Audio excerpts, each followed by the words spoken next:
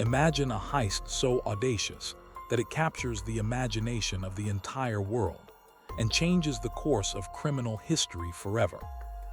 In the quiet hours of a cool August morning in 1963, a gang of 15 men executed a plan that would become legend. They stopped a moving train without using a single weapon to halt the locomotive itself, and vanished into the night with over £2.6 million in used banknotes. This was not just a robbery, but a defining moment in British history that shattered the illusion of safety and order. Welcome to the story of the Great Train Robbery, where genius and greed collided in a spectacle of crime that remains unrivaled in the annals of history. The year was 1963, and Great Britain was on the cusp of a significant cultural revolution that would define the decade. The Beatles were climbing the charts, and the conservative values of the 1950s were slowly fading away to make room for a new era. However, the criminal underworld was also evolving with ambitious figures, looking for the score of a lifetime to secure their futures. The Royal Mail train known as the Up Special Travelling Post Office ran nightly from Glasgow to London, carrying letters and packages across the country. It was a moving fortress carrying bags of registered mail and vast sums of cash destined for London banks. For a group of career criminals from London, this train represented the ultimate prize. Bruce Reynolds was the mastermind behind the operation, and a man who viewed crime as a sophisticated art form rather than a desperate act. He wore tailored suits and smoked expensive cigars while dreaming of a life of luxury in the sun far away from the gray skies of London. Reynolds spent months assembling a team of specialists, including drivers and muscle and alarm experts who could execute his vision. He recruited Gordon Goody and Buster Edwards and Charlie Wilson to serve as his lieutenants in this grand scheme. They needed a place to hide out after the job, so they purchased Leatherslade Farm, which was located about 27 miles from the robbery site. The farmhouse was secluded and offered the perfect sanctuary for the gang. The target was specifically the high-value package coach, which was usually second from the front of the locomotive engine. Reynolds had received inside information from a mysterious figure, known only as the Ulsterman, who provided details about the schedule and cargo. The gang knew that on the day after a bank holiday weekend, the train would be carrying significantly more cash than usual. They meticulously planned every second of the operation to ensure that nothing was left to chance on the big night. They studied the route and the signal systems and the behavior of the postal workers on board the train. It was a plan that required military precision and absolute trust among the thieves. The location chosen for the ambush was a lonely stretch of track in Buckinghamshire, known as Sears Crossing, which was far from any town. It was a place where the darkness of the countryside would provide ample cover for their illicit activities. The plan involved manipulating the railway signals to force the train to come to a halt exactly where they wanted it.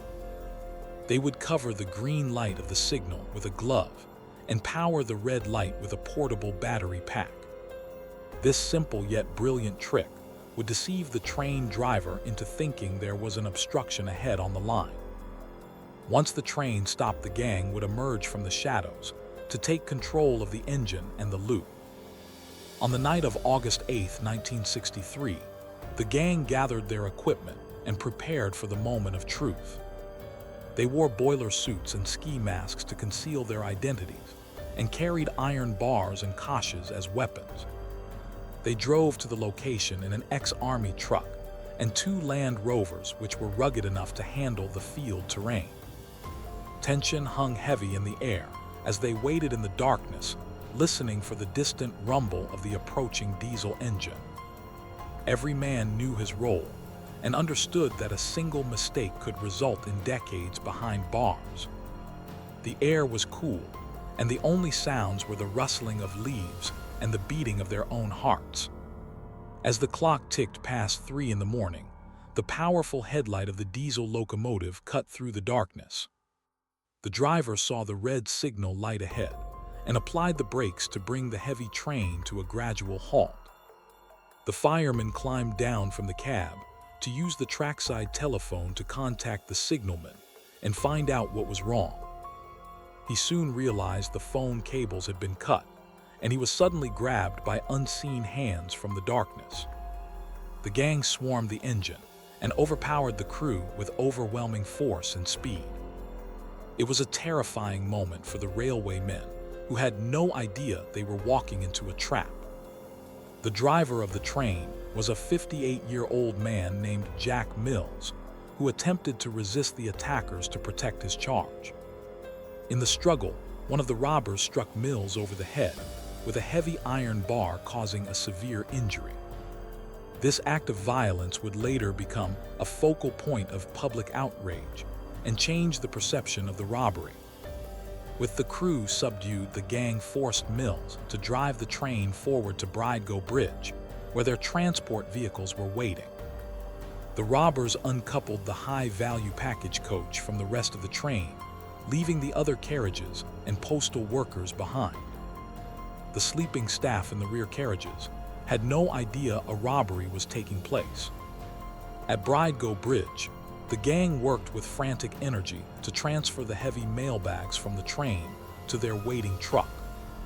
They formed a human chain to pass the bags down the embankment and toss them into the back of the vehicle. There were 120 bags in total, and they contained a mix of £1 and £5 notes. The sheer volume of cash was far greater than they had anticipated, and the truck groaned under the weight. They left behind only 7 bags because they simply ran out of time and space to carry them all. Within 30 minutes, the job was done, and the gang disappeared into the pre-dawn mist. The drive back to Leatherslade Farm was tense, but filled with an overwhelming sense of triumph and adrenaline. They navigated the quiet country roads carefully to avoid drawing attention to their convoy of vehicles. When they arrived at the farmhouse, they unloaded the bags and began the arduous task of counting the money. The final tally was staggering, as it amounted to over £2.6 million, which is equivalent to over £50 million today. The room was filled with piles of cash that reached up to their knees, and the men could hardly believe their luck. It was a fortune beyond their wildest dreams, and enough to live like kings forever. In the days following the heist, the gang laid low at the farm and listened to radio reports about the crime. They played Monopoly with the stolen money and celebrated their success with alcohol and food they had stocked up.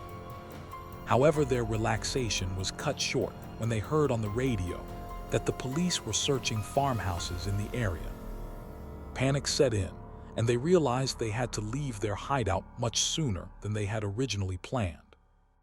They frantically cleaned the farmhouse to remove fingerprints and evidence, but in their haste, they made critical errors. They left behind the Monopoly set and ketchup bottles and other items that would eventually lead to their downfall. The investigation was led by the legendary Detective Chief Superintendent Tommy Butler of the Metropolitan Police Flying Squad. Butler was a relentless investigator who was known for his encyclopedic memory of the criminal underworld in London. He assembled a team of the best detectives in the country and vowed to bring the robbers to justice no matter the cost. The police received a tip from a suspicious herdsman who had seen the vehicles at Leatherslade Farm. When the police raided the farm, they found it empty, but full of evidence that the gang had left behind.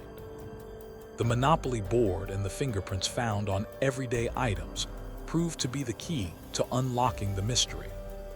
Forensic science in 1963 was not as advanced as it is today, but it was still a powerful tool. The police found palm prints and fingerprints on the Monopoly board and a ketchup bottle and a vehicle.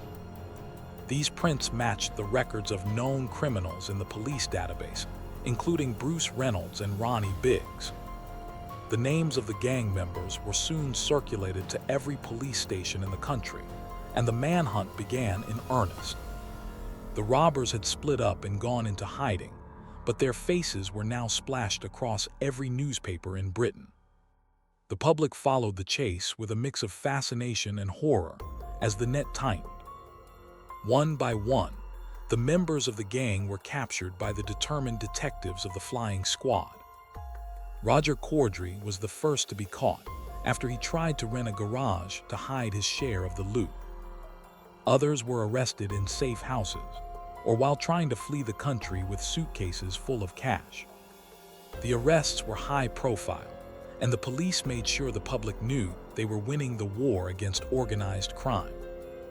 However, the mastermind Bruce Reynolds managed to evade capture for 5 years by living abroad under false identities. The sheer scale of the operation meant that catching everyone took time and immense resources. The trial of the Great Train Robbers began in January 1964 at Aylesbury Crown Court and was a media sensation. The defendants were placed in a specially constructed dock to ensure security and prevent any escape attempts during the proceedings. The evidence against them was overwhelming, thanks to the fingerprints found at Leatherslade Farm and the testimony of witnesses. The judge, Mr. Justice Edmund Davies, took a hard line against the criminals because of the violence used against Jack Mills. He viewed the crime not as a romantic adventure, but as a sordid act of greed that endangered innocent lives. The courtroom was packed every day, with reporters and spectators eager for details. When the verdicts were read, the sentences handed down shocked the nation and the defendants alike. Most of the gang members received 30 years in prison, which was an unprecedented length for a robbery conviction. The judge stated that the severity of the sentences was intended to deter others from attempting similar crimes against the state. The robbers reacted with anger and disbelief as they were led away to begin their long terms of incarceration. The message was clear that the British legal system would not tolerate such a brazen attack on its institutions. However, the story was far from over, as the prison walls could not hold all of them.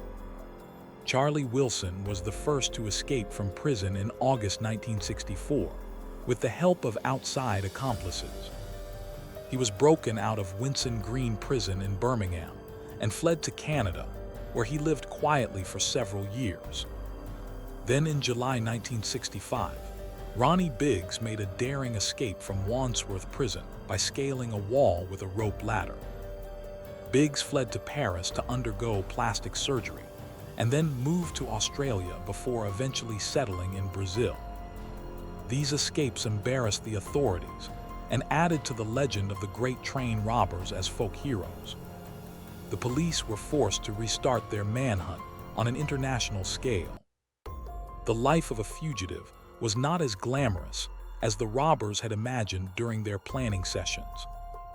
Bruce Reynolds lived in Mexico and Canada with his family, but he constantly lived in fear of being recognized. The money they had stolen dwindled rapidly due to protection payments and bad investments, and the high cost of living on the run. The stress of looking over their shoulders took a toll on their relationships and their mental health. Being a wealthy man in hiding was a lonely existence that stripped away the joy of their riches. They were prisoners of their own success, trapped in a world of deception. Buster Edwards fled to Mexico with his family, but eventually found the life of a fugitive unbearable. He missed his home and the familiar streets of London and the culture he had left behind. In 1966, he negotiated his surrender and returned to Britain to face justice and serve his time. His story was later dramatized in the movie Buster, which portrayed him as a lovable rogue rather than a hardened criminal. The public had a complicated relationship, with the robbers viewing them with a mixture of condemnation and admiration. Edwards served 9 years in prison and later opened a flower stall at Waterloo Station. Bruce Reynolds, the architect of the entire operation, was finally captured in Torquay in 1968. He had returned to Britain after running out of money and options abroad, hoping to live quietly. Detective Tommy Butler had never given up the chase and finally got his man 5 years after the crime. Reynolds was sentenced to 25 years in prison and served 10 before being released in 1978. He later wrote a memoir and became a minor celebrity, often appearing in documentaries about the heist.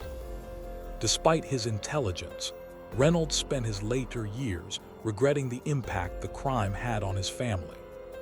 The fate of the train driver Jack Mills was the tragic shadow that hung over the entire affair. He never fully recovered from the head injury he sustained during the robbery and suffered from constant headaches and trauma. He died of leukemia in 1970, which was just 7 years after the attack on his train. Many people believed that the stress and the injury contributed to his early death, and this turned public opinion against the gang. While the robbers were often celebrated as anti-establishment heroes, the suffering of Jack Mills was a sobering reality. His family was left to pick up the pieces, while the robbers became household names. The vast majority of the stolen money was never recovered by the police or the insurance companies. It is estimated that less than £400,000 of the £2.6 million was ever found. The rest was spent on bribes and legal fees and living expenses, or simply lost in the criminal underworld. Some of the money likely circulated in the economy for years, without anyone knowing its illicit origins. The mystery of where the cash went remains one of the most intriguing aspects of the case. It fueled rumors of hidden stashes and buried treasure that persist to this day.